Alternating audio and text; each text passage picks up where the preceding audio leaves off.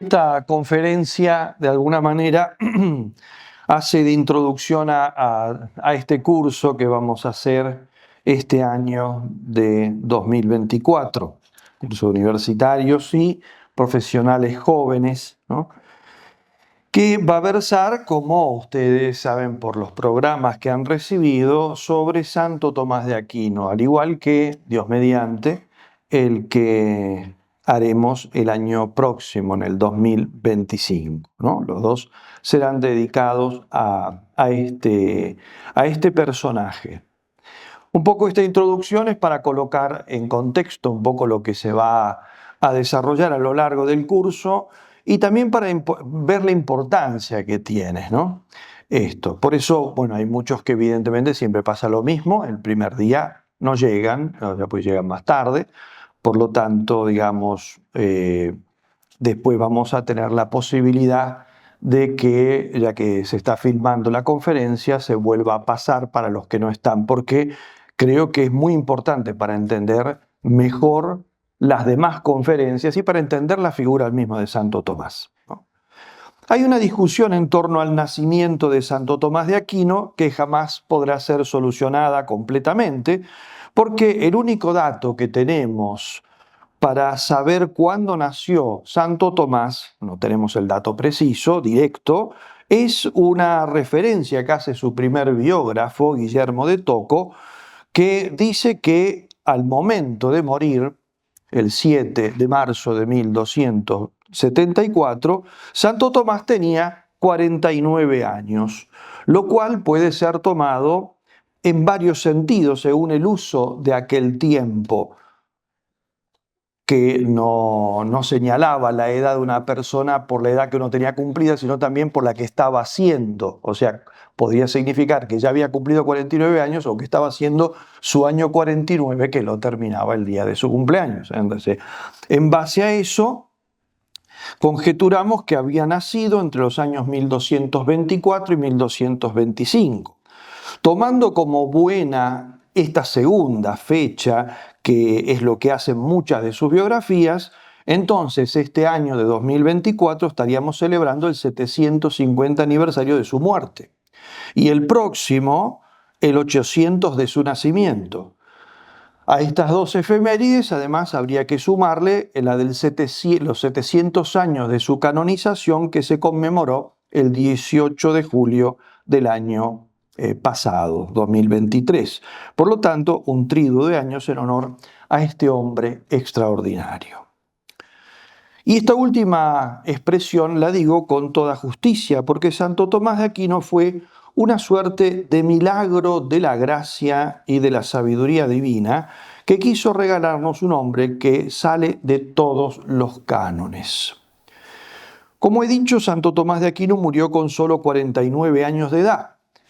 Y para ese momento ya hacía un año que había dejado de escribir, más precisamente el 6 de diciembre de 1273, después de una revelación en la que comprendió que todo cuanto había escrito no era más que, como dijo él mismo, un montón de paja, y tuvo el impulso de quemar toda su obra. Afortunadamente su secretario, Reginaldo de Piperno, lo impidió. Santo Tomás sí interrumpió en ese momento lo que estaba haciendo, dejando inconclusa la más valiosa de sus obras, que es la que, como ustedes sabrán, la Suma Teológica, ¿no?, que había comenzado a escribir probablemente en 1265. Por eso, con un cálculo un poco generoso, podemos pensar que había empleado en esta obra, que es solo una de las muchas que nos dejó, unos 9 años, es decir, 3.285 días. Si tenemos en cuenta que se compone esta obra, como la dejó él, de 512 cuestiones, 2.669 artículos y más de 10.000 objeciones con sus respuestas, y que el santo durante esos 9 años tuvo que viajar mucho, y los viajes se hacían a veces caminando o en una cabalgadura, y por lo tanto llevaban mucho tiempo, que diariamente celebraba una misa y asistía a otra como acólito, que rezaba, atendía, predicaba y ejercía además su cargo en aquel tiempo de visitador y que componía al mismo tiempo que otros escritos filosóficos y teológicos, a veces dictaba a varios secretarios al mismo tiempo, iba intercalando entre uno y otro.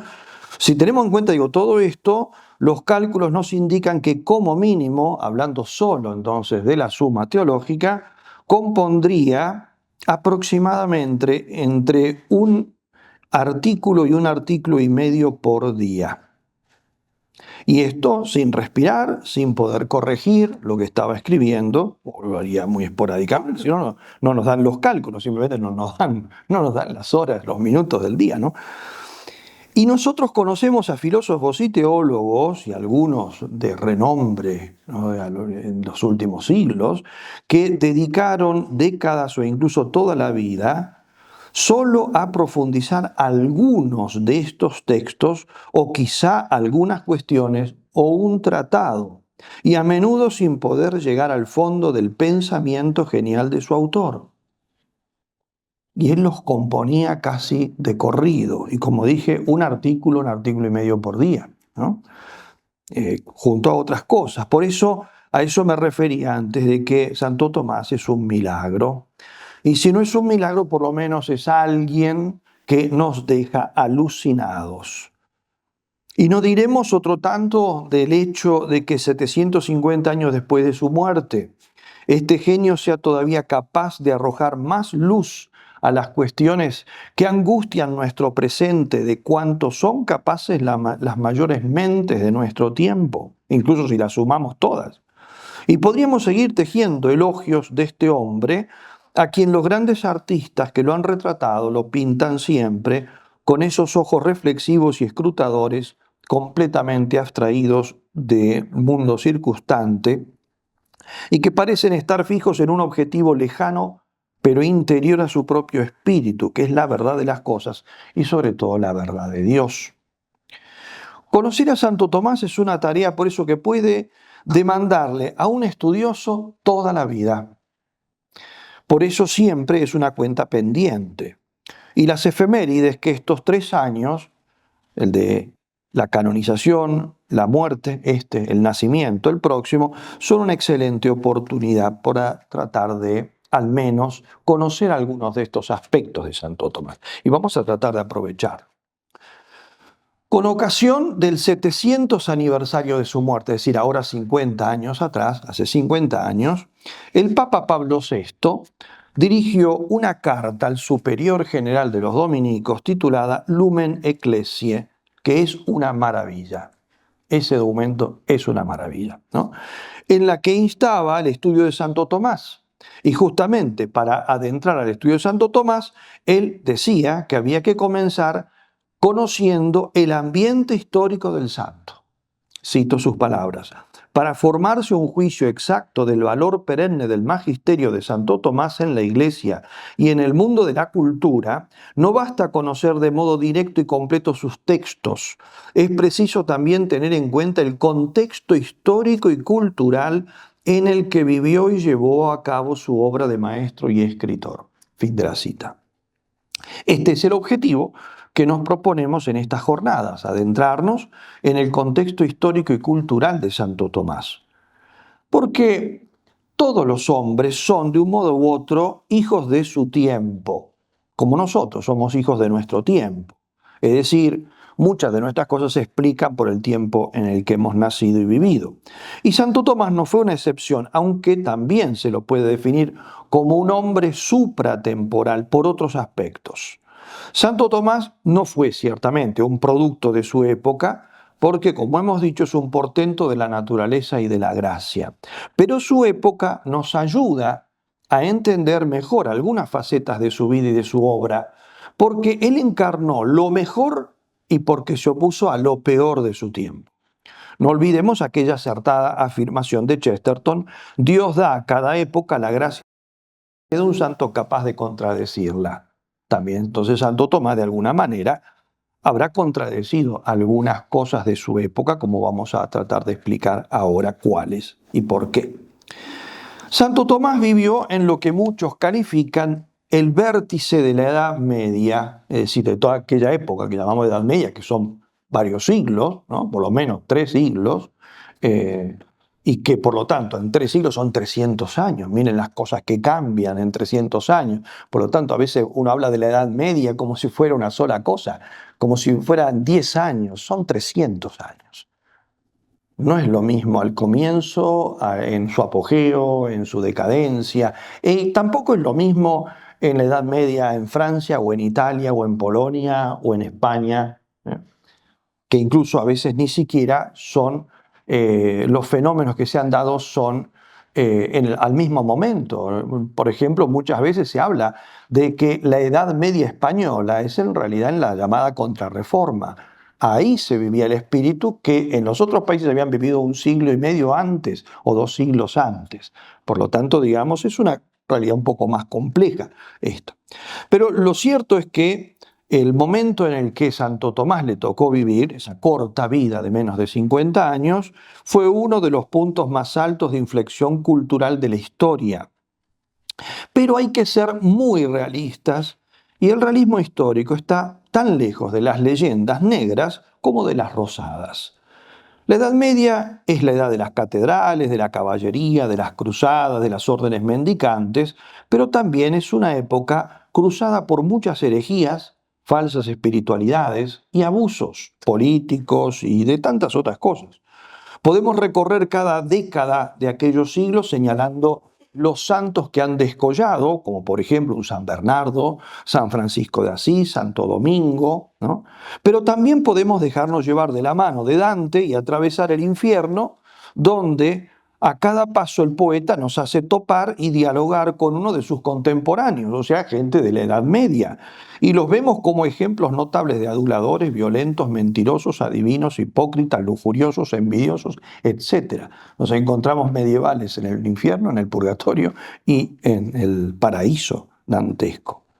Por eso no todo tuvo olor de rosas, ni todo tampoco apestaba. Estaba mezclado, como en toda época y hasta el fin del mundo será.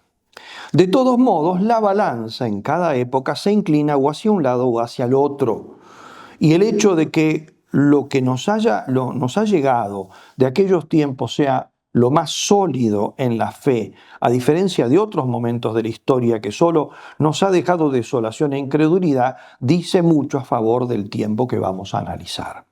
A los medievales, que como he dicho tuvieron de lo bueno y de lo malo, los recordamos sobre todo, bueno, por ejemplo, algunas cosas que vamos a analizar aquí, las catedrales, las universidades, las órdenes mendicantes, las peregrinaciones, la Suma Teología de Santo Tomás, la Divina Comedia de Dante, etc.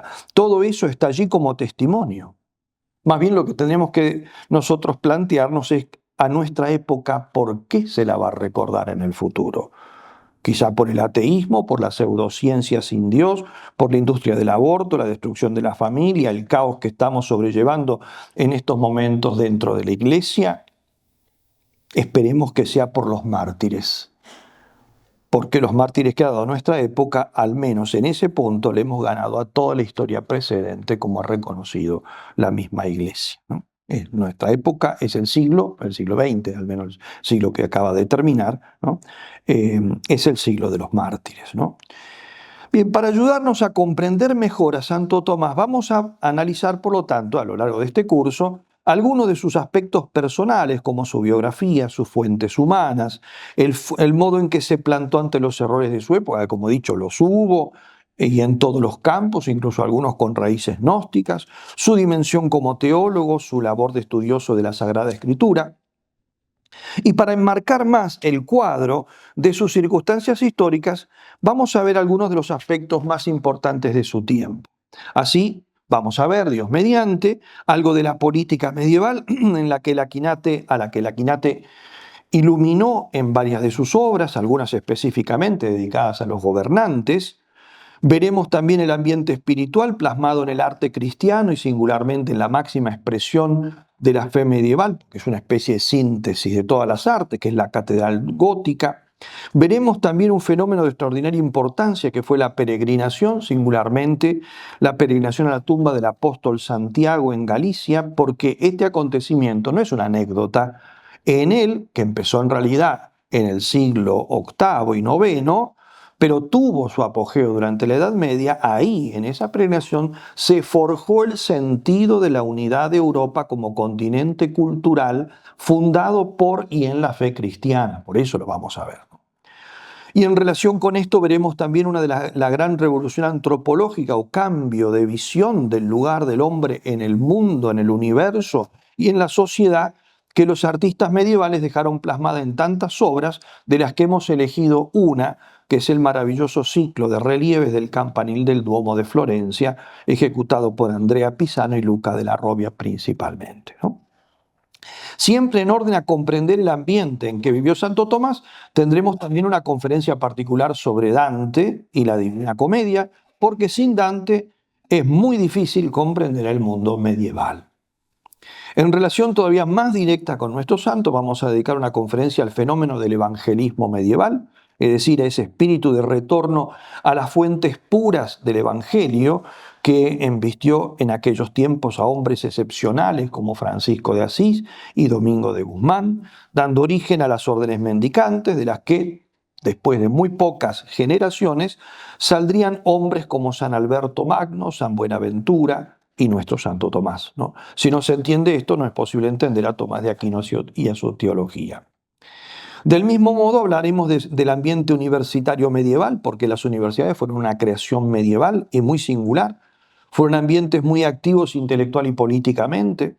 El ambiente universitario, los métodos de enseñanza y estudio, el modo activísimo de la docencia medieval y del estudio de la filosofía, la teología, el derecho, las artes, etc., es esencial para comprender las diversas vicisitudes de la vida del santo y el tenor de sus diversas obras, y también para darnos cuenta de por qué aquellos métodos que hoy muchos consideran arcaicos forjaban sabios, y los nuestros, tan modernos, dejan generalmente las mentes vacías y las inteligencias desestructuradas, porque desde la Edad Media hasta nuestros días ha corrido mucha agua bajo el puente, pero a menudo ha sido agua turbia y salitrosa que quema los campos donde se asienta. En fin, vamos a ver, si Dios nos lo permite, temas de enorme importancia, pero son más los que nos vamos a dejar en el tintero. En este año el objetivo es tratar de comprender a Tomás de Aquino en el contexto de su tiempo. El año próximo, Dios mediante, intentaremos ver lo que podríamos llamar el Tomás eterno, es decir, el de todos los tiempos y en particular el de nuestro tiempo, es decir, Tomás que nos da principios y líneas de pensamiento para afrontar los grandes desafíos de nuestro tiempo. Porque Tomás de Aquino es en cierto modo inabarcable, razón por la cual puede satisfacer a todos los que quieran dedicar la vida a estudiarlo y a profundizar en las líneas de pensamiento que él abrió, y sobre todo quien quiera hacer dialogar a Santo Tomás con la cultura de su propio tiempo, en el caso de nuestro tiempo, como intentó con notables resultados, por ejemplo, el padre Cornelio Fabro en el siglo XX. Parafraseando a Pablo VI en ese documento que ya cité, esa carta, podemos decir que 800 años después de su nacimiento y 750 después de su muerte, él decía aquí 700 después de su muerte nada más, ¿no? Después de esto, el santo doctor debe ser celebrado no solo como excelso pensador y doctor del pasado, sino también por la vigencia, actualidad, de sus principios, de su doctrina y de su método. Hasta aquí Pablo VI. El Papa añadía a continuación que le movía a decir esto, y lo vuelvo a citar, la consideración objetiva de la validez de su doctrina, el fruto que se obtiene estudiando y consultando sus obras, como sabemos por propia experiencia, decía él, había sido un gran profesor de filosofía y teología en las universidades de Milán. Y la comprobación del poder persuasivo y formativo que ejercen sus discípulos, sobre todo en los jóvenes, como pudimos observar en los años de nuestro apostolado entre los universitarios católicos, que se habían dedicado al estudio del doctor angélico. Y un poco más adelante continuaba su pensamiento diciendo: por eso también nosotros recomendamos id a Tomás. Id a Tomás. Buscad y leed las obras de Santo Tomás, no solo para encontrar alimento espiritual seguro en aquellos opulentos tesoros, sino también y ante todo para daros cuenta personalmente de la incomparable profundidad, riqueza e importancia de la doctrina que contiene. Hasta aquí el Papa. Y para introducirnos más de lleno en el argumento de nuestro curso, veamos en lo que nos resta de esta conferencia y siempre sirviéndonos de esta magnífica carta de Pablo VI, de la cual voy a tomar algunos párrafos ahora, veamos, un poco del contexto sociopolítico de aquella Europa en plena transformación que le tocó vivir a Santo Tomás. Voy a destacar solamente algunos aspectos particulares que nos pueden ser útiles para poder aprovechar las próximas conferencias. Ante todo, el Papa Pablo VI señalaba, ¿no?, en la primera parte de esa carta, que está dedicada justamente a esto, al ambiente sociocultural, ¿no?, señalaba algunos hechos políticos que fueron muy relevantes y que cambiaron justamente en los tiempos de Santo Tomás la fisonomía social. En particular señaló con el Papa la victoria de los municipios italianos sobre la antigua dominación del imperio medieval, encaminado ya al ocaso. Por eso digo, a veces cuando hablamos de la Edad Media, ¿pero a qué nos referimos? ¿Nos referimos al siglo XI, al siglo XII, o al siglo XIII, o al siglo, incluso, digamos, parte del XIV? Porque en el siglo XII el imperio era una cosa muy sólida. En cambio, justamente en el siglo XIII empieza a darse lo que señala aquí el Papa, la victoria de los municipios, los pequeños, en las pequeñas ciudades, esto en Italia, ¿no?, sobre la antigua dominación del imperio medieval, encaminado ya al ocaso, la promulgación de la Carta Magna en Inglaterra, que también señala un cambio notable en la sociedad, la confederación hanseática de las ciudades libres marineras y comerciales del norte de Europa, ¿no?, la evolución progresiva de la monarquía francesa, el desarrollo económico de las ciudades más industriosas como Florencia. Junto a esto, ¿no?, hasta aquí la cita del Papa, seguimos. Junto a esto también hay que resaltar otros hechos de orden más bien cultural, como, y ahora vuelvo a citar el Papa, el florecimiento de las grandes universidades como la Escuela Teológica de París, la Escuela de Derecho Civil y Canónico de Bolonia y la Escuela Médica de Salerno, los tres grandes centros universitarios, París, Bolonia, Salerno, al lado de Nápoles, ¿no?, un poquito más al sur. La amplia difusión de los descubrimientos científicos y de las elucubraciones filosóficas de los árabes hispanos, y finalmente las nuevas relaciones con Oriente, consecuencia de las cruzadas. Hasta aquí la cita del Papa. Todo esto, señalaba el pontífice, transformó completamente la fisonomía de Europa, iniciando un proceso que llevó a la transformación del Estado moderno. En efecto, la República Cristiana, fundada en la unidad de fe religiosa en Europa, cede poco a poco el puesto a un nuevo sentimiento nacionalista. Por lo tanto, ven cómo hay un cambio del siglo XII a la realidad política y social del siglo XIII.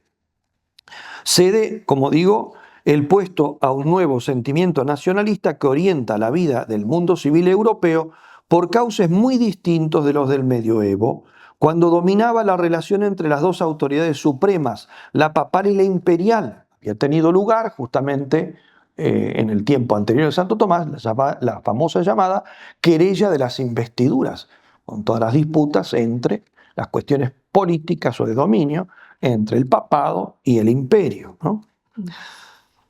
Antes había entonces convivido eso, digamos, de una manera muy unida, y ahora había empezado a resquebrajarse, ¿no?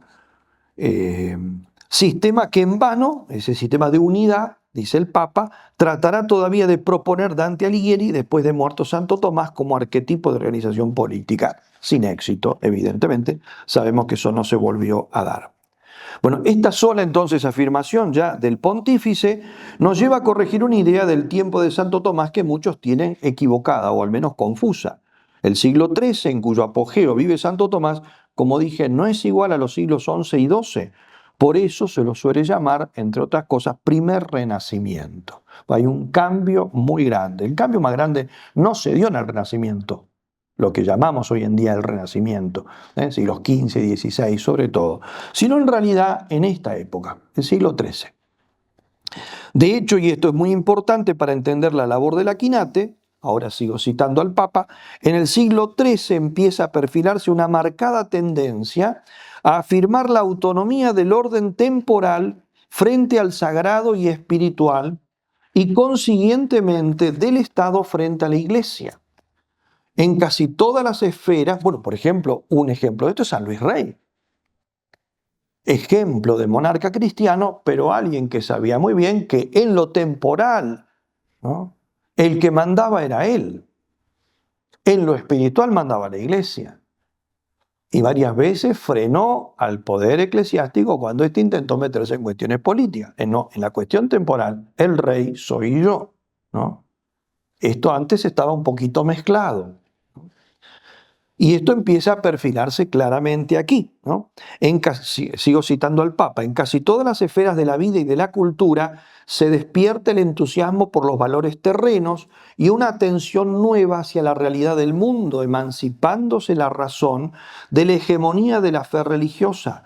Por otra parte, en el mismo siglo, al propagarse las órdenes mendicantes, cundía cada vez más un vastísimo movimiento de renovación espiritual que, sacando inspiración y empuje del amor a la pobreza y del celo evangelizador, logró que el pueblo cristiano sintiese la apremiante necesidad de volver al verdadero y genuino espíritu evangélico. Fin de la cita. Por tanto, como ven, tenemos aquí dos movimientos que se perfilan al inicio de este siglo. Por un lado, una tendencia a la emancipación de la razón respecto de la fe, o sea, encontrar un ámbito en el que las cosas deban ser explicadas por la razón y no por la fe explica otras cosas distintas, ¿no? Empieza entonces a darse esa tendencia, ¿no? Y junto con esto también el señalar más claramente los límites, sin mezclarlos, del Estado frente a la Iglesia. Eso por un lado, entonces, emancipación y aclaración un poco de los límites que antes estaban un poco superpuestos. Y por otro lado, el otro fenómeno que se da es la renovación espiritual como vuelta al Evangelio, en la obra de San Francisco de Asís y Santo Domingo principalmente, ¿no? La obra, entonces, de los grandes hombres de este tiempo, entre los que se cuentan reyes, pontífices, santos, grandes doctores, como el caso de Santo Tomás, fue mantener en equilibrio y armonía la relación política-religión y, por otro lado, encauzar el deseo de reforma espiritual por la vía correcta, evitando las radicalizaciones falsamente espirituales y gnósticas que podían prestarse aquí como tentación. Todo esto justamente, ¿no?, se derrumbó en lo que por eso un siglo y un poco más después, ese equilibrio que van a lograr estos grandes hombres de la Edad Media y que hace entonces llevar, ¿no?, esta época a su máximo esplendor, pero porque encontró el equilibrio, la distinción de los órdenes y el equilibrio y la armonía entre ellos, esto, ¿no?, mezclado en el siglo anterior, se termina totalmente desbancando en el siguiente, que es el ocaso de la Edad Media con el nominalismo, y ahí vienen todo lo que conocemos después. Puede aparecer el protestantismo, etc. Y una vuelta a lo natural, pero ya paganizante en el Renacimiento. Continúa diciendo el Papa: Santo Tomás, situado en el centro del gran debate entre las dos culturas, o sea, la cultura religiosa, la cultura humanista, ¿no?, este primer humanismo, ¿no?, que se da, la humana y la sagrada, atento a la evolución política, se hace cargo sin dificultad de la nueva situación y distingue los signos de los principios universales de razón y de fe con los que hay que confrontar las cosas humanas y discernir los acontecimientos.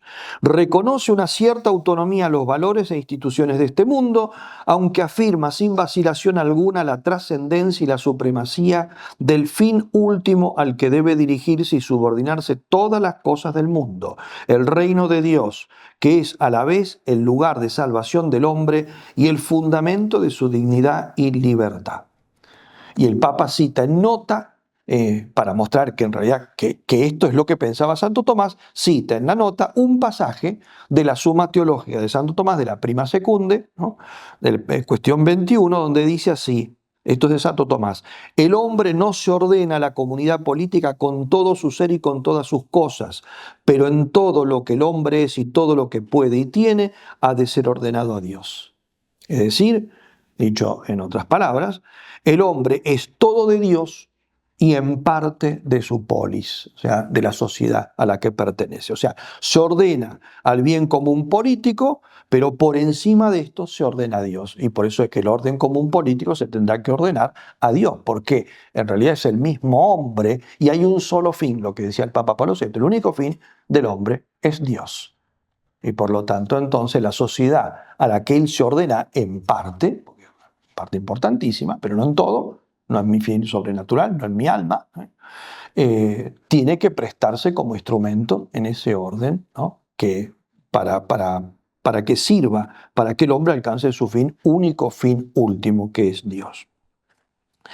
Señalo esto porque prosigue observando el Papa que esta postura se encuadra dentro de la teoría general de las relaciones entre cultura y religión, razón y fe, teoría que elaboró Santo Tomás atendiendo a los nuevos problemas que surgían y a las nuevas exigencias que se manifestaban dentro del ámbito filosófico y teológico en aquel momento de evolución sociocultural, ¿no? Hasta aquí el Papa.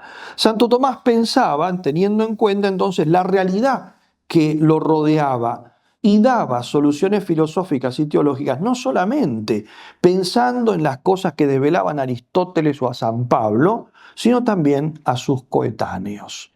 O sea, era un hombre que iluminaba su tiempo, por eso lo consultaban médicos, profesores universitarios, alumnos, reyes, príncipes, políticos, etc.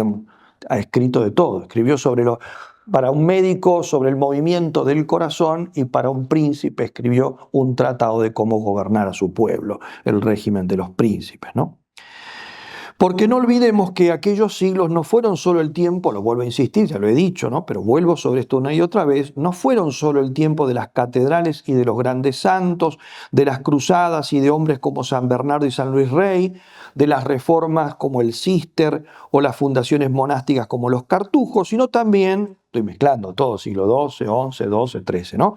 Sino también el siglo de Abelardo y su visión dialéctica y racionalista, de Sigerio de Brabante y su propuesta de un aristotelismo contaminado, de Joaquín de Fiori y sus propuestas gnósticas, y de un agustinismo que había parcializado algunas ideas del gran Agustín, pero las había en parte esterilizado y en parte desviado. Digo, hay que tener en cuenta todo esto, porque si no, no se entiende la genialidad y la providencialidad de un Santo Tomás, o un San Buenaventura, un San Alberto, todo eso, ¿no?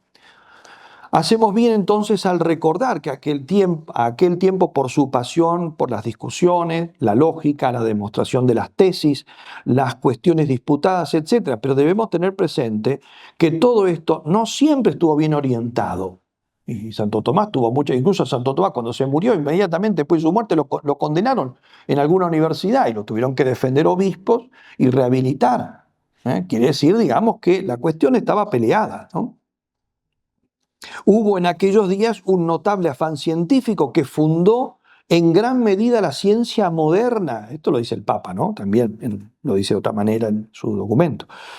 Que fundó la ciencia moderna con el método experimental en el estudio de la naturaleza, porque a veces nosotros pensamos que esto es una cuestión que aparece en todo caso en el siglo XVI y sobre todo un poco más adelante, ¿no? Pero no es así. Acuérdense de que el patrono de todos los que se dedican a las ciencias naturales, declarado como tal por Pío XII, fue San Alberto Magno, el maestro de Santo Tomás. Quiere decir que el estudio de la naturaleza, ¿no?, es algo que sobre todo se dio aquí con un afán tan particular que al que nombran de patrono es a un hombre del medioevo. Esto no empezó en el Renacimiento como nos han querido hacer creer, ¿no? Pero amenazaban dos peligros notables que podían haber traído tremendas consecuencias si no hubiéramos tenido los grandes pensadores que lograron la solución que terminó por imponerse. En efecto, se planteó en medio de toda esa ebullición del pensamiento cómo debían entenderse las relaciones entre la razón y la fe y entre las realidades terrenas y las verdades religiosas. Y surgieron las sombras de dos falsas soluciones. Por un lado, el naturalismo, y estoy citando ahora al Papa Pablo VI, que desaloja por completo a Dios del mundo y especialmente de la cultura, y por otro el falso sobrenaturalismo o fideísmo, que para evitar el error anterior pretende explicar lo que corresponde al plano natural por el principio de autoridad, es decir, a partir de la revelación. Es lo que hoy en día algunos llaman, con un término muy confuso y usado a veces, digamos, con mala intención, fundamentalismo, pero más o menos, si lo entendemos bien, es eso, digamos, la amenaza que también estaba en aquel tiempo. Es decir, apelar a la revelación divina para explicar lo que la revelación divina no ha pretendido explicar. Es eso, ¿no? Este problema entonces ya se planteó antes de Santo Tomás. Volvió a plantearse en la época de Santo Tomás y vuelve a plantearse en nuestra época. Ahora, esta es una de las grandes discusiones del momento, por más que no nos lo planteen así. Pensemos, por ejemplo, en las discusiones actuales sobre la moral natural y la existencia o no de actos intrínsecamente malos que niegan importantes profesores de moral y teología. Es exactamente la misma discusión de aquel tiempo. Precisamente, Pablo VI, en este documento que vengo citando así a grandes rasgos, ¿no?, que lo escribió, como dije, hace 50 años atrás, él decía que en la actualidad, o sea, hace 50 años atrás, su actualidad es de hace medio siglo, ¿no? En la actualidad, muchos dan soluciones equivocadas y añadía algo interesante que quiero leer textualmente. Dice, lo hacen alegando a menudo el ejemplo de audacia innovadora que dio Santo Tomás en su tiempo, pero sin tener la agudeza y equilibrio de la inteligencia soberana del gran doctor, aquí el Papa. Esto es exactamente lo que ocurrió en los últimos años. De nuestra vida, ¿no? Sobre todo en las discusiones de los dos sínodos de la familia, año 2014, 2015, y en alguna que otra ocasión posterior, cuando algunos personajes citaron a Santo Tomás para apoyar sus tesis afirmando lo que en realidad Santo Tomás jamás enseñó. O eran ignorantes o eran manipuladores. Por eso, las palabras de Pablo VI, que acabo de citar, se referían a cuestiones de doctrina moral, de moral conyugal, lo que él había escrito en aquel entonces en la Humanae Vitae, pocos años antes de esa carta que estamos citando, ¿no? Y contra las cuales algunos apelaban a Santo Tomás, tergiversando el pensamiento de Santo Tomás. Las de estos últimos años a las que me he referido recién también giran sobre el mismo tema y cometen los mismos errores. Citar a Santo Tomás, haciéndole decir a Santo Tomás lo que nunca dijo Santo Tomás, o lo contrario. Por eso se ve que el progresismo no ha aprendido nada o nunca le ha interesado aprender nada. No cabe duda, sigue diciendo Pablo VI, que Santo Tomás poseyó en grado eximio la audacia para buscar la verdad, libertad de espíritu para afrontar problemas nuevos y la honradez intelectual propia de quien, no tolerando que el cristianismo se contamine con la filosofía pagana, sin embargo no rechaza priorísticamente esa filosofía. Por eso ha pasado a la historia del pensamiento cristiano como precursor del nuevo rumbo de la filosofía y de la cultura universal. El punto capital y como el meollo de la solución que él dio, con su genialidad casi profética, a la nueva confrontación entre la razón y la fe, consiste en conciliar la secularidad del mundo con las exigencias radicales del Evangelio, sustrayéndose hacia la tendencia innatural de despreciar el mundo y sus valores, pero sin eludir las exigencias supremas e inflexibles del orden sobrenatural. Fin de la cita. Esto está muy bien dicho. O sea, lo que está diciendo aquí es que Santo Tomás respetó la esencia de la realidad creada y sus leyes propias, pero jamás tomó pie de eso para rebajar la ley divina. Hoy, en cambio, el pensamiento dominante, incluso dentro de algunos sectores de la Iglesia, no es capaz de tal solución o simplemente no la quiere, la rechaza. En el momento actual, muchos consideran que la única manera de respetar el mundo, y aquí no me refiero a las leyes científicas, como estaba hablando Pablo VI, sino incluso más allá, ¿no? La pseudociencia psicológica, pseudosociología, la cultura relativista dominante, es decir, el mundo en sentido peyorativo, ¿no? La única manera de salvar ese mundo, porque ese es el mundo que quieren salvar, ¿no?, se tiene que dar disolviendo las exigencias morales, naturales y sobrenaturales, ¿no? Lo que demuestra que el pensamiento actual, incluso el que ha penetrado en muchos católicos, no sabe discernir qué es lo auténticamente humano y lo que corresponde a las modas y a las ideologías, amén de que ha perdido la fe en el valor de la revelación, de la verdad divina y de la verdad en general. Es decir, estamos mucho peor que en la época de Santo Tomás, ¿no? Santo Tomás no cayó en esta encerrona porque, como sigue diciendo Pablo VI, lo vuelvo a citar a él, Todo su edificio doctrinal se apoya en el áureo principio, enunciado por él ya en las primeras páginas de la Suma Teológica, según el cual la naturaleza no destruye la gracia no destruye la naturaleza, sino que la perfecciona, y por su parte la naturaleza se subordina a la gracia, la razón a la fe y el amor humano a la caridad. Está citando un artículo de la Prima Pars. Sigue diciendo, la infusión de la gracia, que es el principio de la vida eterna, supone toda la amplia esfera de valores y facultades en que se despliega el impulso vital de la naturaleza humana. Está citando la Prima Secunde, cuestión 94. Acrecentándolo interiormente con nuevas energías. Está citando la Secunda Secunde. Son todos textos de Santo Tomás.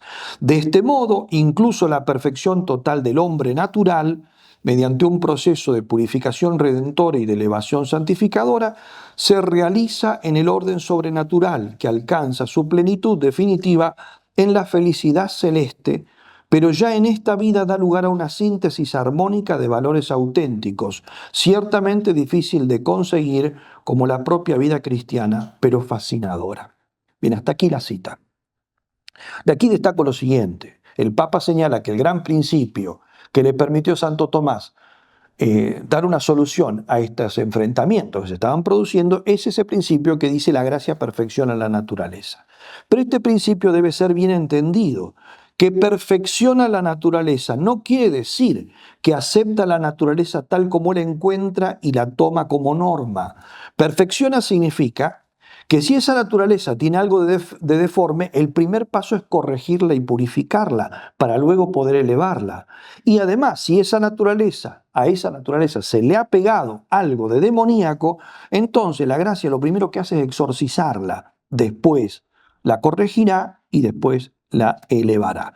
¿Qué es lo que había planteado el Papa Pío XII en un famoso radiomensaje del año 1952, donde decía como el programa que tenemos por delante, lo sintetizaba así: es todo un mundo que se ha de rehacer desde los cimientos, que es necesario transformar de selvático en humano, de humano en divino, es decir, según el corazón de Dios. En definitiva, eso es lo que quiere decir la gracia, perfecciona la naturaleza. Hoy en día, en cambio, se ha perdido este principio. El que rige en nuestro tiempo, o el que rige por lo menos a la cabeza de algunos pensadores, es que la gracia acepta la naturaleza como está y la justifica, no en el sentido católico de transformar interiormente, sino en el sentido luterano, es decir, se limita a declararla justa. La gracia lo que hace es decir, bueno, esto es lo que hacen los hombres, entonces está bien. Lo justifica, ¿no? Por eso hoy se llama bien posible en realidad lo que es el mal. Por ejemplo, al mal de la convivencia homosexual o heterosexual sin matrimonio. Y se propone que de este modo ya es un bien. Como lo llamamos, bien posible es un bien. Eso es una ficción lingüística. El mal es mal, no es un bien posible. Es así. Es decir, si una persona lo único que puede hacer es matar a otro, digamos, sí, pero ¿es lo único que puede hacer? Sí. Matar a uno, pues si no, lo otro que podría hacer es matar a dos. Bueno, entonces matar a uno es un bien posible, ¿no? Matar a uno es un mal. Por más que podría ser más mal todavía. Nunca va a ser el mal un bien, ¿no? Ni siquiera un bien posible. Hemos vuelto al nominalismo y a la ficción jurídica contra la que combatió el realismo de Santo Tomás. El Aquinate, vuelvo a citar a Pablo VI, supo mostrar cómo se compaginan en su pensamiento y en su vida la fidelidad total y absoluta a la palabra de Dios y la máxima apertura de mente al hombre, al mundo, y a sus valores auténticos, el afán innovador y progresista y la resolución de levantar todo el edificio doctrinal sobre el cimiento firme de la tradición, ¿no? Y esto es lo que nosotros necesitamos hoy con urgencia. Por eso Santo Tomás es maestro para nuestro tiempo. Pero debemos ver ante todo cómo solucionó él los problemas que enfrentó en el suyo. Y esto lo resume Pablo VI diciendo lo siguiente: no solo se preocupó de conocer las ideas nuevas, los problemas nuevos y las nuevas afirmaciones e impugnaciones de la razón acerca de la fe, sino también de estudiar con ahínco ante todo la Sagrada Escritura, que explicó desde sus primeros años de magisterio en París, las obras de los santos padres y escritores cristianos, la tradición teológica y jurídica de la Iglesia, y al mismo tiempo toda filosofía anterior y contemporánea, no solo aristotélica, sino también platónica, neoplatónica, romana, cristiana, árabe y judía, sin pretender en absoluto efectuar una ruptura con el pasado, ruptura que lo habría privado de su raíz, de manera que se puede decir con toda razón que asimiló bien la frase de San Pablo: no eres tú quien sostiene la raíz, sino la raíz la que te sostiene a ti. ¿No? Toda la tradición filosófica y cristiana, ¿no? A eso se refiere. Por la misma razón fue muy dócil al magisterio de la Iglesia, al que compete guardar y señalar la regla de fe a todos los creyentes y antes que nada a los teólogos. Hasta aquí la frase de Pablo VI, que realmente está muy bien dicho. Porque cuando uno es inteligente y está bien preparado, resulta fácil explicar la verdad. Y cuando es necio o se ignora la riqueza de nuestra doctrina, solo se siembra confusión, perplejidad y duda. Pablo VI, citando más adelante al primer biógrafo de Santo Tomás, que ya mencioné, Guillermo de Tocco, llama a nuestro santo apóstol de la verdad. Y dice: por su afán de buscar la verdad, entregándose a ella sin escatimar ningún esfuerzo, afán que Santo Tomás consideró misión específica de toda su vida y que cumplió egregiamente con su magisterio y con sus escritos. Por eso es un ejemplo para todos los que desempeñan la función de enseñar. Pero más que por eso, Santo Tomás es modelo del verdadero estudioso cristiano, y por eso nuestro, quien para captar las nuevas inquietudes, estoy citando de nuevo a Pablo VI, y responder a las exigencias nuevas del progreso cultural, no siente la necesidad de salir fuera del cauce de la fe, de la tradición y del magisterio que le proporcionan las riquezas del pasado y el sello de la verdad divina. Y para mantenerse fiel a esta verdad, no rechaza las múltiples verdades descubiertas por la razón en el pasado o en el presente, entre otros motivos porque, como dice el mismo Angélico, sea quien fuere el que las proponga, proceden del Espíritu Santo. Y lo cita él, que dice: la verdad, quien quiera que la diga, procede del Espíritu Santo, que infunde la luz natural y mueve a la inteligencia y a la expresión de la verdad. Hasta aquí Pablo VI. Hoy en día hay muy pocos capaces de este equilibrio sapiencial. Tenemos muchos equilibristas que hacen piruetas en el aire y se balancean sobre una cuerda floja con extravagantes movimientos, como los de Chaplin en su célebre película El Circo, ¿no? Ahora a punto de caerse por la izquierda, ahora por la derecha y terminando, como es lógico, siempre estrellados. Porque equilibrio no es equilibrismo, sino armonía, sensatez, equidad, estabilidad.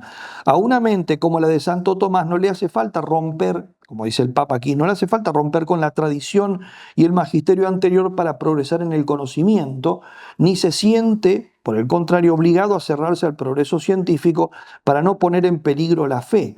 Esto solo le ocurre a los malos científicos y a los malos teólogos. Y Tomás no fue ni lo primero ni lo segundo, sino un sabio y quizá el más grande, ¿no?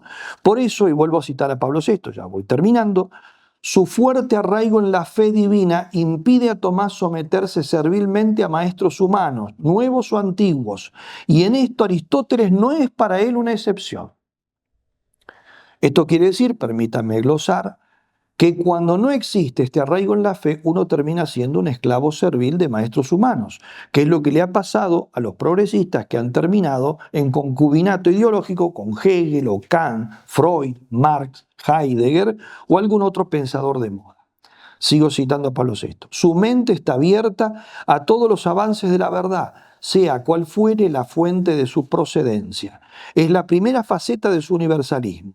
Pero hay otro aspecto que quizás manifiesta mejor su talante intelectual y su personalidad. Es la libertad suprema con que se acerca a todos los autores sin comprometerse con ninguna afirmación de autoridad terrena.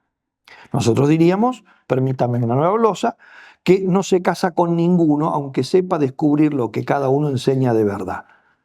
Esta libertad e independencia intelectual en el campo filosófico constituye su verdadera grandeza como pensador, termina diciendo Pablo VI. Bueno, recalco estas dos últimas palabras. Libertad e independencia filosófica es lo que caracteriza el genio de Santo Tomás, dice, ¿no? Santo Tomás no fue entonces, a veces algunos dicen que Santo Tomás, ¿qué fue? Aristotélico. No, Santo Tomás no fue ni aristotélico, ni platónico, ni agustiniano. Aristotélico es el que sigue a Aristóteles. platónico el que siga a Platón, agustiniano el que siga a San Agustín. Santo Tomás tomó de ellos, de todos ellos, la verdad, los reverenció por transmitir la verdad, pero también los corrigió, aunque muy delicadamente cuando ellos se equivocan. Dice Pablo VI, mostrándose obediente sobre todo a la verdad en materia filosófica y juzgándolo todo, no por la autoridad de quien lo afirma, o sea, no por el nombre, sino por el valor de las afirmaciones en sí. Esto es una frase de Santo Tomás, ¿no? Pudo tratar con gran libertad las tesis de Aristóteles, de Platón y de otros sin hacerse aristotélico ni platónico en sentido estricto. Por eso cuando nosotros leemos en algún texto de Santo Tomás una cita de Aristóteles, tengan en cuenta que si Santo Tomás lo cita, ustedes están leyendo a Santo Tomás. A veces pueden ir a Aristóteles y encontrarse con que Aristóteles lo dice más o menos igual, pero no lo decía exactamente igual. Porque es lo que ha asimilado Santo Tomás. Santo Tomás muchas veces corrige, y sobre todo supera a aquellos que citan. Y por eso el Papa continuaba ahora citando a Gilson, él lo cita en la carta, dice... Esta frase entonces de Gilson citada por Pablo VI. Gracias a esta independencia intelectual que lo asemeja a los que utilizan los métodos rigurosos de las ciencias positivas, el Aquinate fue capaz de descubrir y superar las insidias ocultas en el averroísmo, de colmar las deficiencias y lagunas de Platón y Aristóteles y de elaborar una nociología y una ontología que son una obra maestra de objetividad y de equilibrio, ¿no? Y seguía el Papa, hacia todos los maestros del espíritu humano sentía tres cosas: admiración ante el inmenso patrimonio cultural que entre todos acumularon y legaron a la humanidad, reconocimiento del valor e importancia, mas también de las limitaciones de la obra de cada uno, y finalmente cierta compasión hacia los que, careciendo de la luz de la fe, los filósofos paganos, como los sabios de la antigüedad, experimentaban una angustia humanamente insuperable al enfrentarse con los interrogantes últimos de la existencia humana y sobre todo con el problema del fin último del hombre, mientras que cualquier pobre vieja, poseyendo la certeza de la fe, está libre de esa angustia y goza de la luz divina mucho más que aquellos ingenios soberanos. Esta última es otra frase de Santo Tomás. Este es el Santo Tomás amante de la filosofía y de la verdad, que los filósofos nos transmiten, aunque a menudo embrollada con ciertos errores, ¿no? Para ser un sabio, a este maestro de la verdad humana hay que sumarle el hombre de la fe sencilla. Así fue nuestro santo, quien, y vuelvo a Pablo VI ya terminando, aún remontándose con su agudísima especulación a las cumbres más altas de la razón, era como un niño ante los sublimes e inefables misterios de la fe. Solía arrodillarse delante del crucifijo y al pie del altar, implorando la luz de la inteligencia y la pureza del corazón que permiten escrutar lúcidamente los secretos de Dios. Reconocía gustoso que había aprendido más en la oración que en el estudio y mantenía tan vivo el sentido de la trascendencia divina que ponía como condición primordial previa a cualquier investigación teológica este principio, que es de la Summa Theologica. En esta vida, tanto más perfectamente conocemos a Dios, cuanto mejor entendemos que sobrepasa toda capacidad intelectual. Y sigue el Papa, hay que considerar esta afirmación no solo como la tesis principal y como el fundamento del método de investigación que da lugar a la llamada teología apofáctica, sino también como muestra de su humildad intelectual y de su espíritu de adoración. Si tenemos en cuenta que Santo Tomás supo armonizar perfectamente el espíritu profundamente cristiano y la agudeza de su talento especulativo, abierto a todos los logros del pensamiento, tanto antiguo como contemporáneo, no puede sorprendernos que en plena crisis del siglo XIII lograra encontrar nuevas fórmulas para definir las relaciones entre la razón y la fe, que evitase a tiempo que la doctrina teológica se desviase bajo el influjo de las nuevas corrientes filosóficas, que disipase cualquier compromiso equívoco entre las verdades de razón y las reveladas.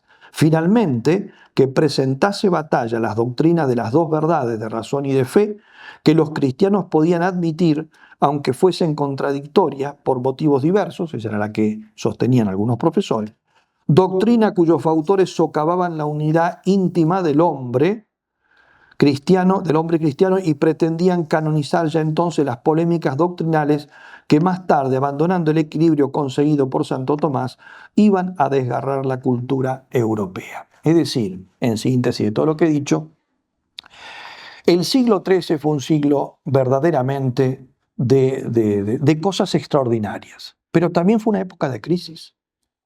Y fue una época de crisis porque fue en ese momento donde irrumpió con toda su fuerza un montón de ideas que podían haber, ¿no?, hecho del siglo XIII lo que pasó después en el siglo XVI, XVII con toda la ruptura de la fe y la razón.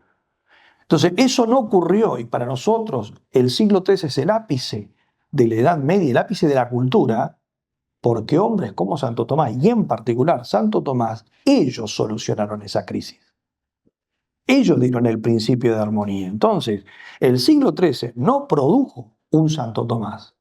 Santo Tomás produjo lo que nosotros pensamos del siglo XIII. ¿Entienden? Entonces, y es muy importante, entonces, porque si nosotros no conocemos todo el contexto del siglo XIII, nos hacemos una idea de, en realidad, de la época de Santo Tomás, que no es la época, es el fruto del trabajo de Santo Tomás y de muchos pensadores como ellos, que son los que dieron a luz esa realidad. Por eso, estas pinceladas que acabo de exponer de la personalidad y la actitud de Santo Tomás nos permitirán comprender por qué lo ponemos en nuestro tiempo, porque en eso se parece nuestro tiempo al suyo. Se parece mucho. Una época de crisis, de ruptura de nuevo. Solamente que se ha perdido el principio de síntesis que logró hacer este genio, ¿no?, de la fe y de la cultura. Nos permitirán, digo, comprender por qué lo ponemos en nuestro tiempo como modelo de maestro y estudioso y como contrapartida efectiva de los filósofos nebulosos y los teólogos saltimbanquis y charlatanes que han doblado sus rodillas ante el mundo porque perdieron primero la fe en Dios y además se criaron hueros de metafísica. Nada más.